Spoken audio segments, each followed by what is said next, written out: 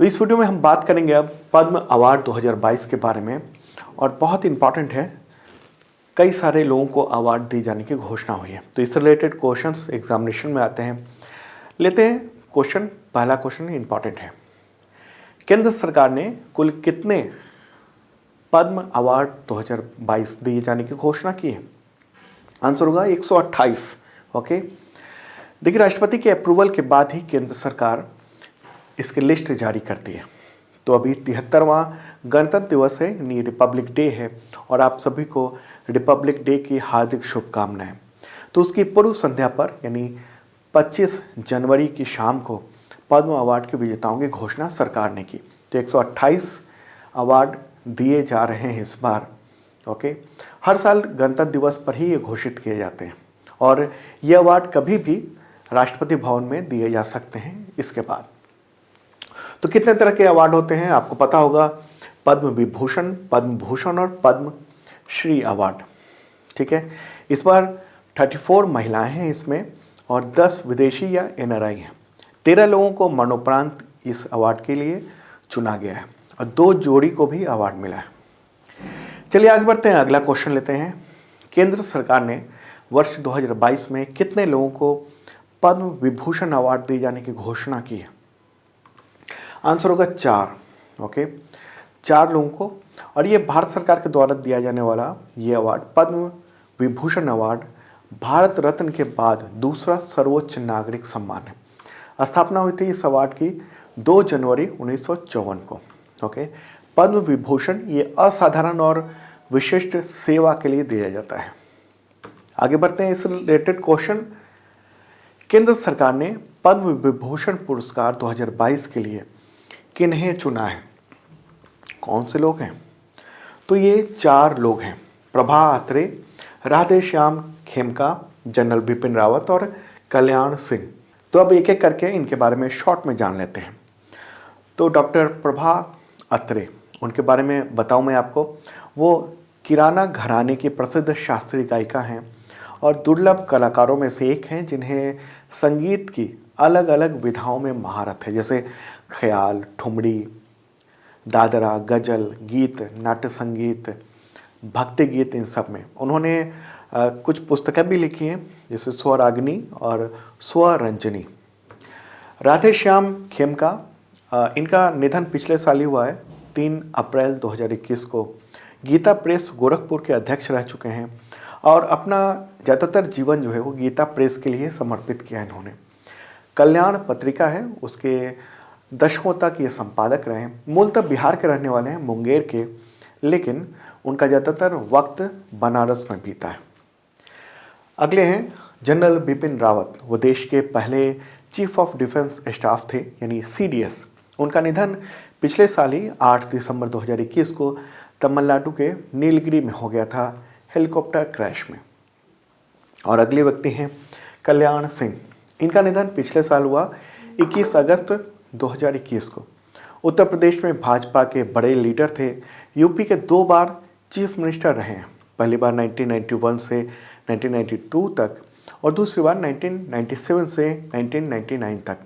और इसके बाद वो 2015 में हिमाचल प्रदेश के गवर्नर हैं, फिर 2014 से 19 तक राजस्थान के भी गवर्नर रहे हैं।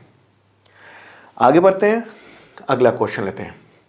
उससे पहले बता दूं कि 2021 का टोटल जनवरी से दिसंबर तक का, पिछले साल का total current affairs PDF available है। 2 तरह के PDF दिए जाते हैं एक ही परचेज में, एक डिटेल के साथ MCQ विद डिटेल, और एक केवल MCQ, ताकि अगर नज़दीक है एग्ज़ाम तो आप तुरंत पढ़ सकें, समझ सकें। और इसका बुक भी अवेलेबल है डिटेल के साथ, और अमेजन पे शानदार सेल हो रही है, आपके तमाम एग्जामिनेशन में काम आएगा। चलिए आगे बढ़ते हैं, और ये क्वेश्चन होगा, केंद्र सरकार ने कितने लोगों को पद्म भूषण अवार्ड 2022 देने की घोषणा की, या कहें कितने अवार्ड देने की घोषणा की टोटल? आंसर होगा 17। टोटल 17 ये अवार्ड दिए जा रहे हैं पद्म। तो सबसे पहले गुलाम नबी आज़ाद, फोटोग्राफ देख रहे हैं, इनको पब्लिक अफेयर्स के लिए दिया गया है, जम्मू कश्मीर से हैं, कांग्रेस के लीडर हैं, और जम्मू कश्मीर के मुख्यमंत्री रह चुके हैं जब वो जम्मू कश्मीर राज्य का उसमें दर्जा मिला हुआ था जम्मू कश्मीर को। इसके बाद है विक्टर बनर्जी, आर्ट के क्षेत्र में मिला है, पश्चिम बंगाल से हैं।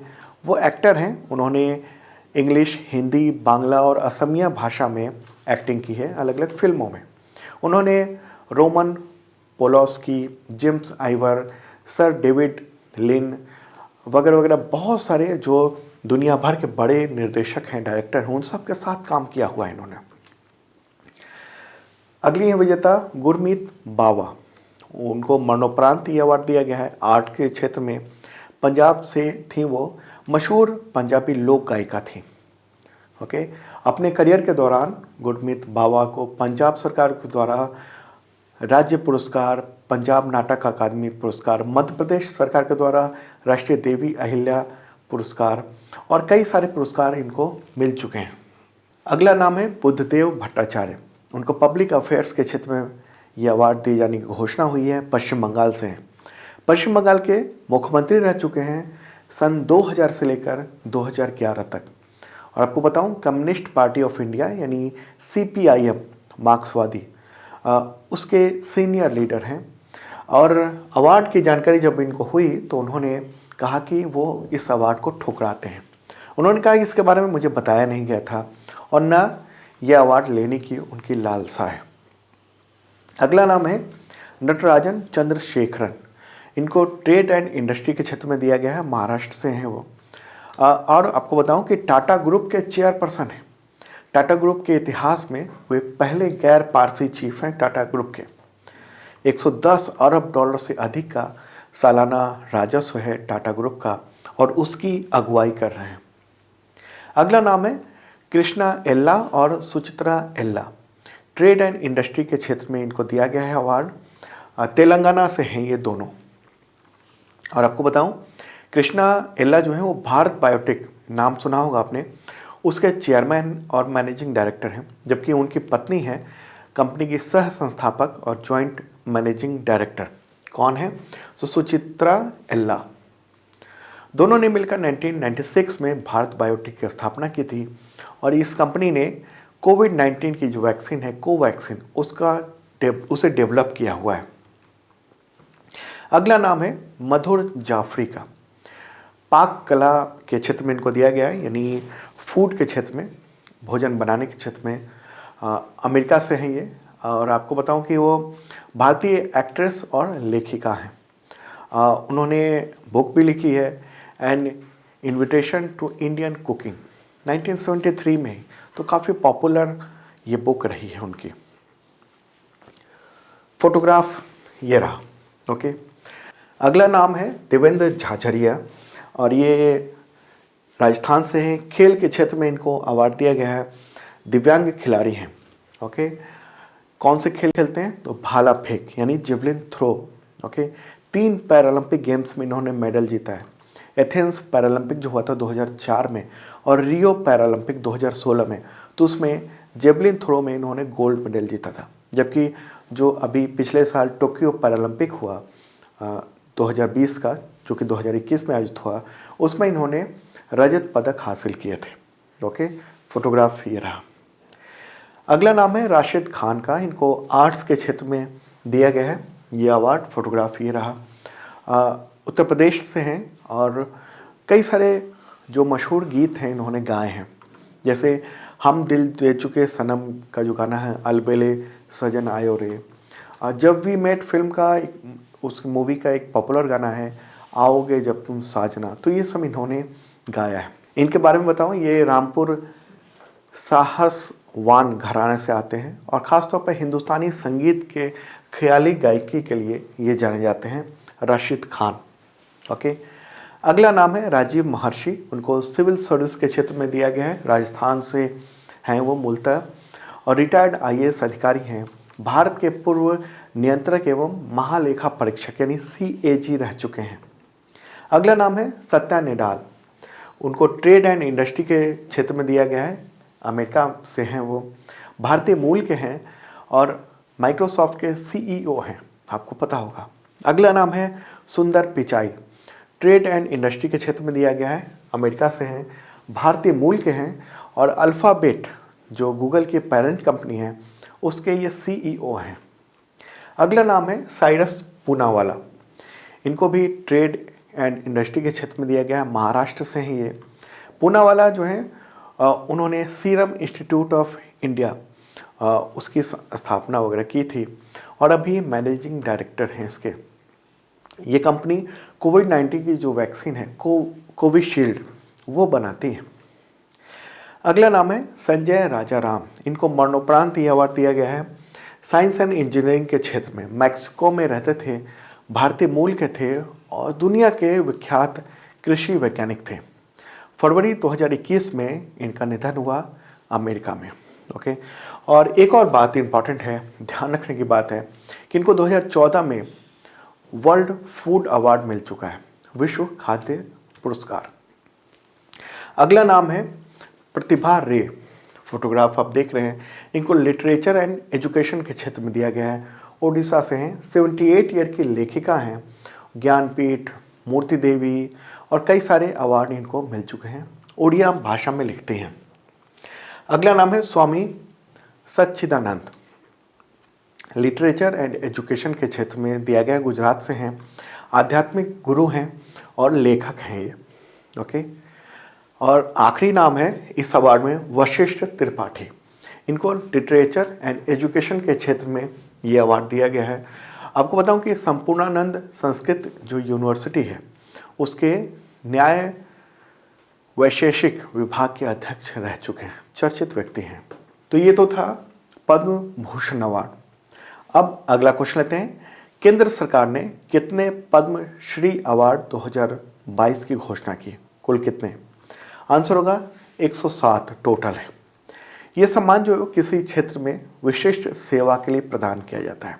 तो इसी से रिलेटेड अगला क्वेश्चन लेते हैं। केंद्र सरकार ने पद्मश्री पुरस्कार के लिए किन्हें चुना है? कौन कौन से लोग हैं? तो नाम तो बहुत लंबा है, आप देख रहे हैं कितने लोग हैं, 107 लोग हैं। तो इन सब का पूरा डिटेल है, या तो आप स्क्रीनशॉट ले सकते हैं या पीडीएफ फ्री में मिलता है इस वीडियो डिस्क्रिप्शन में डेली का, वहाँ से आप ले सकते हैं। ओके, तो बहुत सारे नाम हैं। एक बार मैं इंपॉर्टेंट जो नाम है उनके बारे में मैं आपको बता देता हूँ। ओके, तो इन सब नामों को ध्यान रखना मुश्किल तो होगा आपके लिए, लेकिन जो इम्पॉर्टेंट है हो सकता है उससे क्वेश्चन आ जाए, तो उसके बारे में आपको जानना चाहिए। ठीक है, तो जैसे कई सारे नाम हैं, उनमें हैं ओलंपिक गोल्ड मेडल जीतने वाले नीरज चोपड़ा हैं, भाला फेंक के पैरा एथलीट हैं सुमित अंतिल, बैडमिंटन के पैरा खिलाड़ी हैं प्रमोद भगत, वंदना कटारिया, अवनी लेखरा, उन सबको पद्मश्री दिए जाने का ऐलान हुआ। अगर लेखक में बात करेंगे तो लेखिका और जामिया की जो पहली महिला वीसी है vice chancellor Najma Akhtar, actor और डायरेक्टर हैं चंद्र प्रकाश द्विवेदी, उनको दी जाने की घोषणा हुई है। समाज शास्त्री शैबाल गुप्ता, उनको दी जाने की घोषणा हुई है। लद्दाख के सांसद हैं शेरिंग नामग्याल, उनको भी। गायक हैं सोनू निगम, ये नाम भी चर्चित है, इनका भी इस लिस्ट में नाम है। ओके, सोनू निगम हो गए। जो टेलीविज़न महाकाव्य आया था चाणक्य, तो उसके डायरेक्टर चंद्र प्रकाश द्विवेदी, उनका भी नाम है।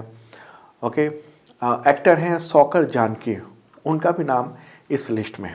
इसके अलावा और भी नाम है, जैसे नलिनी, कामलिनी अवस्थी, माधुरी बर्थवाल, एस बालेश भंजित्री, खंडू वांगचुक भूटिया, सुलोचना चौहान, लॉरेम्ब बेन देवी, श्याम मणि देवी, अर्जुन सिंह ध्रुवो, तो ये सब नाम और भी हैं।